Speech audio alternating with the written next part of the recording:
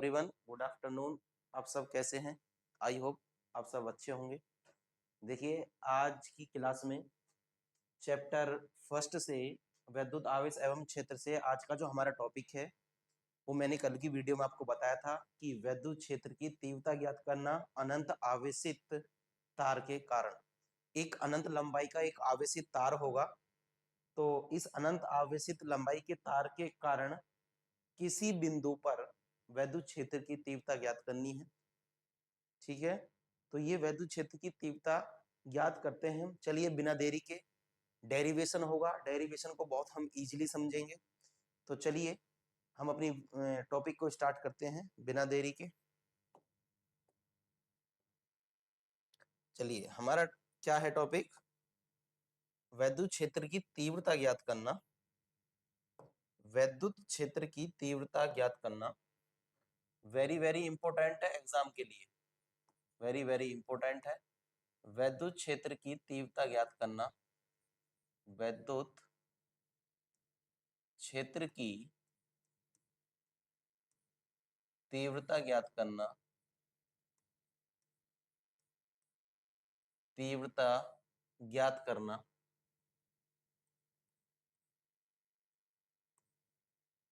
अनंत आवेशित तार के कारण।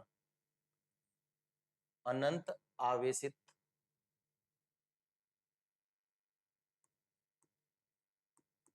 अनंत आवेशित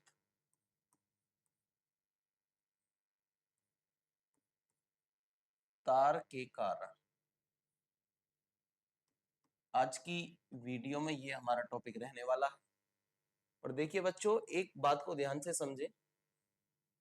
बोर्ड चाहे यूपी बोर्ड हो, बोर्ड चाहे सीबीएसई बोर्ड हो, हर बोर्ड को ये जरूर पता होता है कि टीचर्स क्लास में बुक से पढ़ाते हैं, ट्यूशंस में बुक से पढ़ाते हैं और बच्चे बुक से पढ़ते हैं।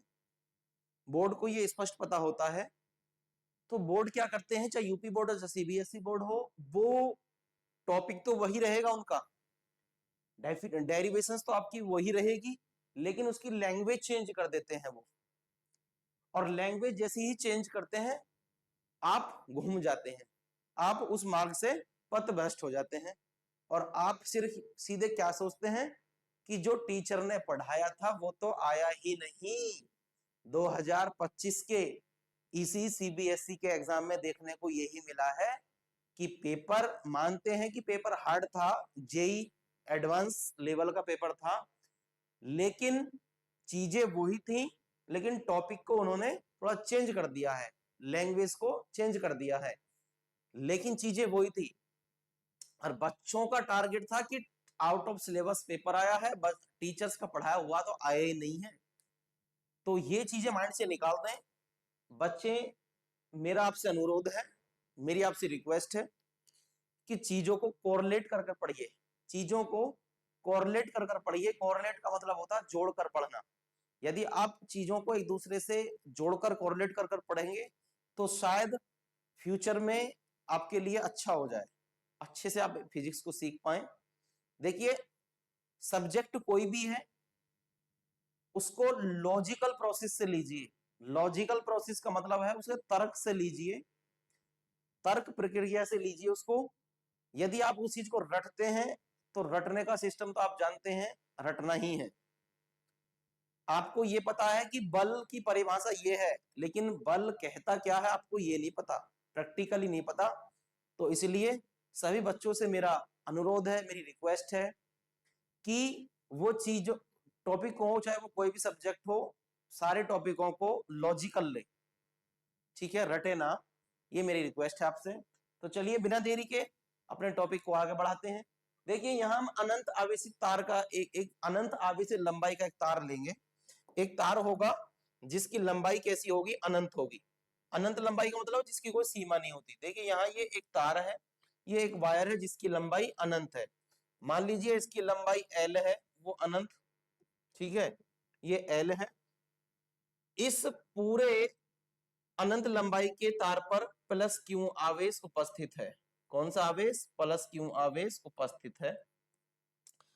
इसी की सेम लेंथ का एक और वायर हम उत्पन्न करते हैं यहाँ, जिसकी भी लेंथ कितनी होगी, अनंत होगी। अब इसको हमने यहाँ ये एक सिलेंड्रिकल शेप में इसको बेंड कर दिया।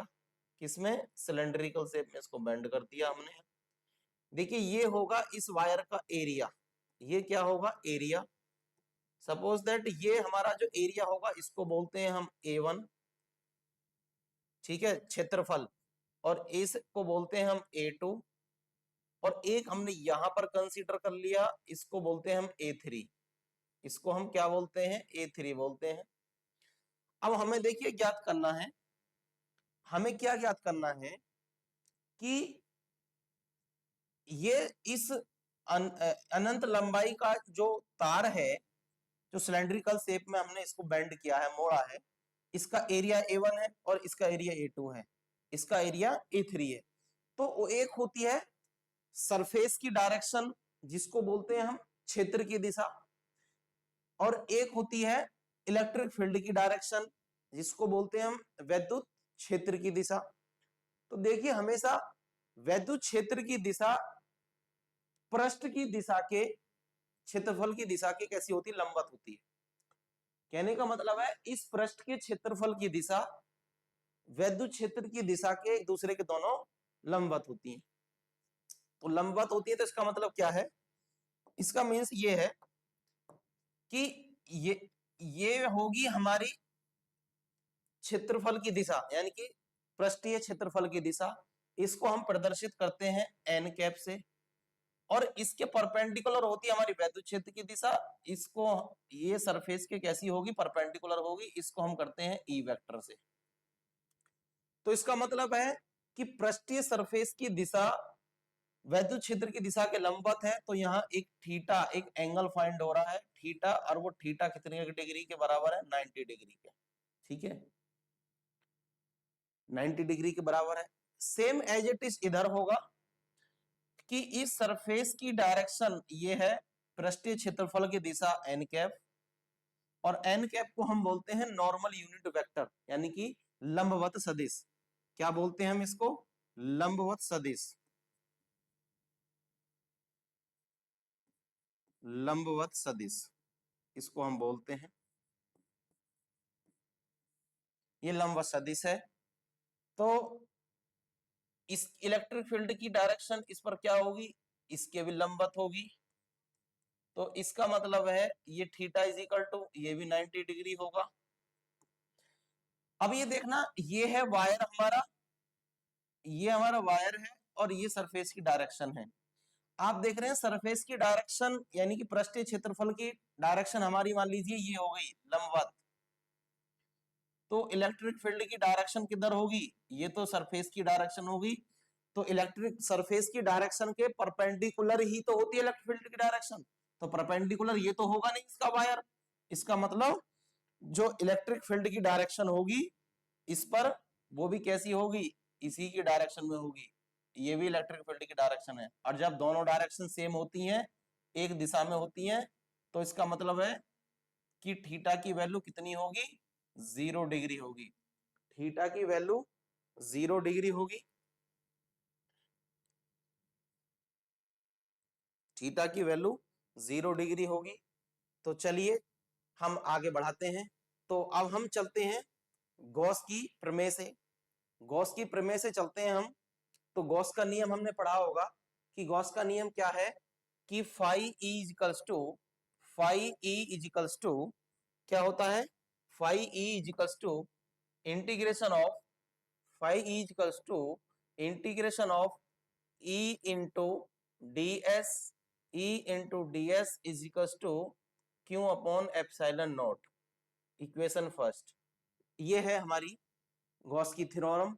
गॉस की थ्योरम क्या कहती है कि गॉस की थ्योरम क्या कहती है, फाई इजिकल्स टू, ये हमारा एस क्या है, इसमें सरफेस है। तो ई, जब हम डॉट का साइन हटाते हैं, ये जो डॉट का साइन है जब हम इसको हटाते हैं तो एक वैल्यू आती है थीटा, जिसको बोलते हैं कॉस थीटा। तो ये क्या होगी, ई इजिकल्स टू क्या होगा, integration of a surface A1 के लिए ले रहे हैं हम, ई इंटू डी एस, प्लस हम सरफेस A2 के लिए ले रहे हैं, क्या आएगा, ई इंटू डी एस। हम सरफेस 8(3) के लिए ले रहे हैं, क्या आएगा, integration of E into ds, और ये टोटल किसके इक्वल है, Q अपॉन एप्सिलॉन नॉट के। एप्सिलॉन नॉट के क्या है, इक्वल है। तो इसका मतलब है कि हम इसको सॉल्व करें, इंटीग्रेशन ऑफ A1 सरफेस के लिए क्या आएगा, डॉट का साइन हटाएंगे तुम तो EDS cos theta, EDS cos theta plus surface A2 के लिए क्या आएगा, EDS cos theta, surface A3 के लिए क्या आएगा, A3 क्या आएगा, EDS cos theta is equals to Q upon epsilon naught, is equals to Q upon epsilon naught आएगा। यहाँ थीटा की वैल्यू पुट करिए, integration of A1 EDS cos, A1 की वैल्यू कितनी है, 90 डिग्री, A1 की वैल्यू है हमारी 90 डिग्री, प्लस सरफेस A2 पर हमारी वैल्यू कितनी है, EDS cos 90 degree, EDS cos 90 degree, surface A3 पर हमारी वैल्यू कितनी है, सरफेस A3 पर है EDS cos 0 degree, cos 0 degree is equals to Q upon epsilon naught. हम आपको पता है बायो वाले बच्चों को थोड़ी प्रॉब्लम्स होती है, लेकिन मैथ वाले बच्चे आप बता सकते हैं कि cos 90 की वैल्यू क्या होती है, 0, cos 90 की वैल्यू क्या होती है, 0, और cos 0 की वैल्यू क्या होती है, 1। तो चलिए जब इनकी वैल्यू 0 हो जाएगी तो देखिए ये तो कैंसिल ही हो जाएंगे, ये चीजें क्या हो गई, कैंसिल, और हमारे पास क्या बचा है, हमारे पास बचा है integration of surface A3, integration of surface A3, और उसमें क्या बचा है, EDS इज इक्वल्स टू 1, हम 1 लिखेंगे, is equals to Q upon epsilon naught, Q upon epsilon naught.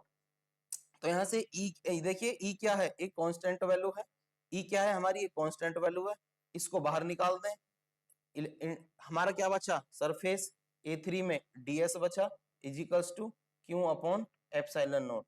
देखिए जो सरफेस ds है ये क्या है, ये जो सरफेस ds है, ये A3 जो सरफेस ds है इसको बोलते हैं स्मॉल सरफेस, और स्मॉल सरफेस है तो इसका मतलब है ये क्या है, एक सिलेंड्रिकल शेप है जिसके हमने एरिया को लिया है, ये सरफेस है, ये इलेक्ट्रिकल सरफेस है जो क्या है हमारा किसमें है, हमारा एक सीमी सर्कल में है, एक सर्कल शेप में है। तो हमें पता है कि सीमी सर्कल की जो सर्कमफ्रेंस होती है, यानी कि परिमाप होती है, परिमिति होती है, उसको क्या बोलते हैं, 2πr और l बोलते हैं इसको, ये क्या होता है 2πrl। तो इसका मतलब है इंटीग्रेशन ऑफ ds की जगह हम क्या रख सकते हैं, 2πrl रख सकते हैं। और एक बात ध्यान करिए कि जो पृष्ठीय क्षेत्रफल है इसको क्या बोलते हैं, इसके लिए एक पृष्ठीय घनत्व की जरूरत पड़ेगी। पृष्ठीय घनत्व क्या होता है हमारा, पृष्ठीय घनत्व, पृष्ठीय घनत्व जिसको हम प्रदर्शित करते हैं सिग्मा से, और सिग्मा इज इक्वल्स टू क्या होता है, सिग्मा इज इक्वल्स टू होता है Q अपॉन A, क्या होता है Q अपॉन A, और यहां से हमें वैल्यू किसकी चाहिए, Q की, तो Q बराबर क्या हो जाएगा, Q इज इक्वल्स टू हो जाएगा सिग्मा A, सिग्मा A हमारा क्या हो जाएगा, सिग्मा A, या आप सिग्मा A की जगह आप L भी यूज कर सकते हैं, L भी यूज कर सकते हैं आप इसकी जगह, क्या कर सकते हैं, L भी यूज कर सकते हैं।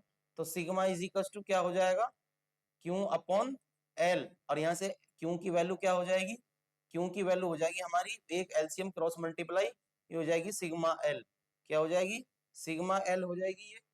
तो इसका मतलब है कि Q, जहां Q होगा वहां हम सिग्मा L रखेंगे। तो आइए इस वाली इक्वेशन से इंटीग्रेशन E, इंटीग्रेशन की जगह हम क्या रखेंगे, ds की जगह 2πrl, और इजिकल्स टू क्या रखेंगे, क्यू अपॉन की क्यू की जगह हम क्या रखेंगे, सिग्मा L अपॉन में एप्सिलॉन नॉट, L से L कैंसिल, हमारा क्या बचा, E into 2πr equals to sigma upon epsilon naught. यहां से हमें किसकी वैल्यू चाहिए, E की तो वैल्यू चाहिए, तो E इजिकल्स टू क्या हो जाएगा, sigma upon app 2πr epsilon not, ये है, यही हमें फाइंड करना था। तो ये है, इसको हम कह सकते हैं कि ये हमारा जो व्यंजक आया है यही हमें फाइंड करना था। ये वैद्युत क्षेत्र की तीव्रता का व्यंजक है एक अनंत आवेशित लंबाई के तार के कारण। तो आई होप बच्चों आप सबको समझ में आया होगा, यही हमें फाइंड करना था। तो कल की आज की क्लास में हमारा यही रहने वाला है, और कल जो अगला हमारा टॉपिक होगा वो हमारा नेक्स्ट क्लास में होगा। तो आई होप आपको सबको अच्छे से समझ में आया होगा। आज के लिए बहुत बहुत धन्यवाद। Have a nice day to all students.